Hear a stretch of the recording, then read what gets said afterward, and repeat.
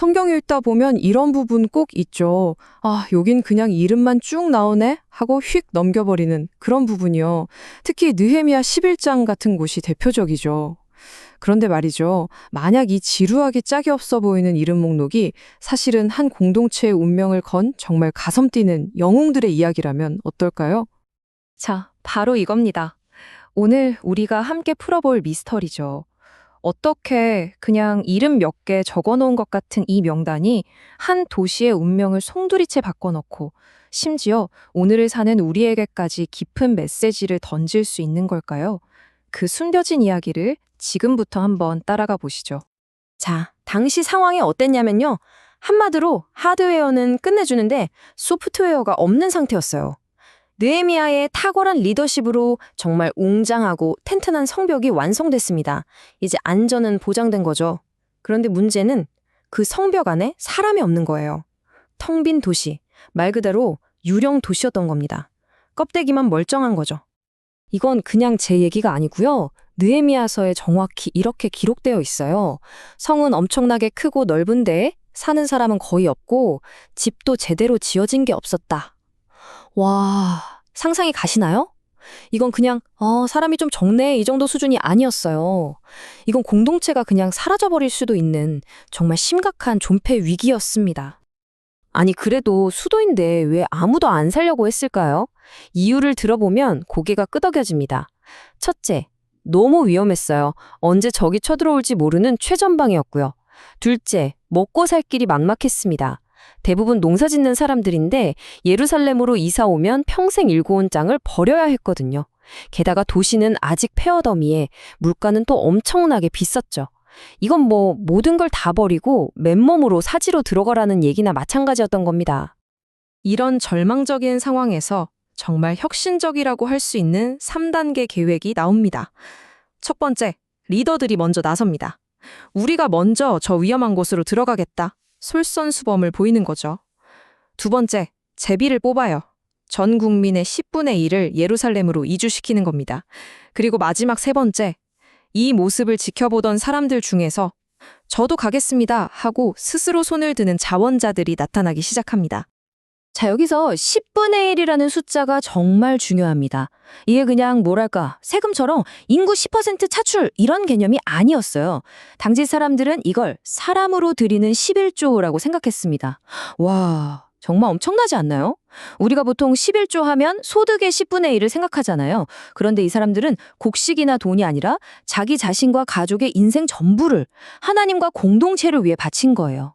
정말 가장 거룩하고도 무거운 헌신이었던 거죠.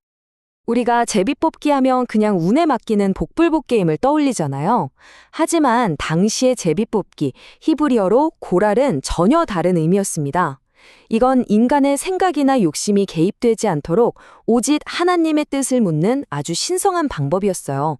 그러니까 제비에 뽑혔을 때 반응이 재수없어, 왜 하필 나야, 이게 아니었던 거죠. 오히려 하나님께서 나를 이 중요한 일에 부르시는구나 하는 소명으로 받아들였다는 겁니다. 관점 자체가 완전히 다르죠. 하지만 이 모든 계획의 진짜 심장은요, 바로 자원하는 사람들이었습니다. 히브리어로 나다브라는 단어를 쓰는데 이게 정말 멋진 단어예요. 누가 시켜서 마지못해 하는 게 아니라 정말 마음 깊은 곳에서부터 우러나와서 제가 하겠습니다 하고 기쁘게 나서는 걸 의미하거든요. 마치 성전을 지을 때 사람들이 기쁨으로 금은보화를 가져왔던 것처럼 이들은 자기 자신, 자기 인생을 가장 귀한 보물처럼 공동체를 위해 내어놓은 겁니다. 자, 그럼 드디어 그 지루하기만 보였던 이름 목록을 한번 들여다볼까요? 이 명단 그냥 아무나 적어놓은 게 아니었습니다. 아주 전략적이었어요. 보세요. 유다 지파, 베냐민 지파. 이스라엘의 정체성을 대표하는 핵심 가문들이죠.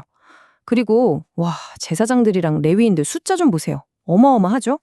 이들은 단순히 종교 지도자가 아니라 당시 사회의 행정과 교육, 법률을 책임지는 엘리트들이었습니다. 한마디로 무너진 사회를 다시 세우기 위한 어벤져스 팀을 구성한 거예요. 그리고 명단을 보면 큰 용사라는 표현이 나와요. 히브리어로는 깃볼의 하일인데요. 우리는 용사라고 하면 당연히 칼 대고 싸우는 군인을 생각하잖아요. 근데 여기서 이 단어는 그런 뜻이 아니에요. 오히려 사회적으로 영향력이 있고 경제적으로도 능력이 있어서 이 폐허가 된 도시를 다시 일으켜 세울 실질적인 힘을 가진 사람들, 요즘 말로 하면 핵심 인재나 능력자에 가까운 의미였습니다. 특히 제사장과 레위인의 역할 분담이 아주 흥미롭습니다. 쉽게 말해 제사장들이 성전 안에서 예배와 같은 거룩한 일을 책임졌다면 레위인들은 성전 밖에서 일어나는 모든 실무를 담당했습니다. 행정, 재정관리, 시설 보수, 심지어 법적인 문제까지요. 이게 뭘 보여주냐면요. 거룩한 예배만큼이나 땀 흘려 일하는 일상의 노동도 공동체를 세우는데 똑같이 중요하다는 걸 보여주는 거죠. 바로 이 지점에서 놀라운 일이 벌어집니다. 성전 안에서의 예배와 성전 밖에서의 헌신적인 삶이 딱 만나니까 시너지가 폭발한 거죠. 이 이름 목록에 오른 사람들이 예루살렘에 정착하고 도시가 비로소 살아 움직이기 시작하자 예루살렘에 새로운 별명이 붙습니다. 바로 거룩한 성, 이르하 코데시. 이게 정말 중요한 포인트인데요. 그냥 거기에 성전 건물이 덩그러니 있어서 거룩한 게 아니었어요. 자신의 삶을 던져 헌신한 거룩한 사람들이 그곳에 살기 시작했기 때문에 그 도시가 비로소 거룩해진 겁니다. 결국 장소를 거룩하게 만드는 건 사람이었던 거죠. 그리고 이 결정은 또 하나의 멋진 결과를 낳았습니다. 바로 도시와 시골의 완벽한 상생관계예요. 자, 보세요. 예루살렘은 주변 마을들에게 튼튼한 성벽을 통한 안전과 제사장들을 통한 영적 가이드, 그리고 행정 서비스를 제공했습니다. 그럼 주변 마을들은 뭘 줬을까요? 맞습니다. 도시가 자립할 수 있도록 식량과 자원, 그리고 가장 중요한 사람을 보내준 거죠. 이렇게 서로가 서로에게 가장 필요한 것을 내어주면서 중심과 주변이 함께 살아나는 아주 건강한 공동체가 만들어진 겁니다. 자, 그럼 정리해볼까요? 이 오래된 이름 목록이 오늘 우리에게 뭘 말해주고 있을까요?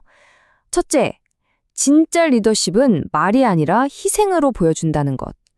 둘째, 건강한 공동체는 해야만 하는 의무와 하고 싶어서 하는 헌신이 함께 갈 때 만들어진다는 것. 셋째, 어떤 장소의 가치는 건물이 아니라 그곳에 마음을 쏟는 사람들에게 달렸다는 것. 그리고 마지막으로 가장 중요한 건데요. 지금 당신의 그 작은 헌신, 아무도 알아주지 않는 것 같은 그 이름 하나가 사실은 훨씬 더 위대한 이야기의 일부가 된다는 겁니다. 이 모든 이야기를 한 문장으로 요약한다면 아마 이렇지 않을까요? 결국 진짜 자원한다는 건 내가 누릴 수 있는 안전함과 편안함을 포기하고 꼭 필요하지만 모두가 기피하는 그 위험한 자리로 기꺼이 들어가는 것이라는 거죠. 어떻게 보면 이들의 선택은 앞으로 올 훨씬 더 위대한 희생을 미리 보여주는 하나의 그림자 같기도 합니다. 그래서 마지막 질문은 이제 우리 각자에게 던져집니다. 오늘날 우리 삶의 예루살렘은 어디일까요?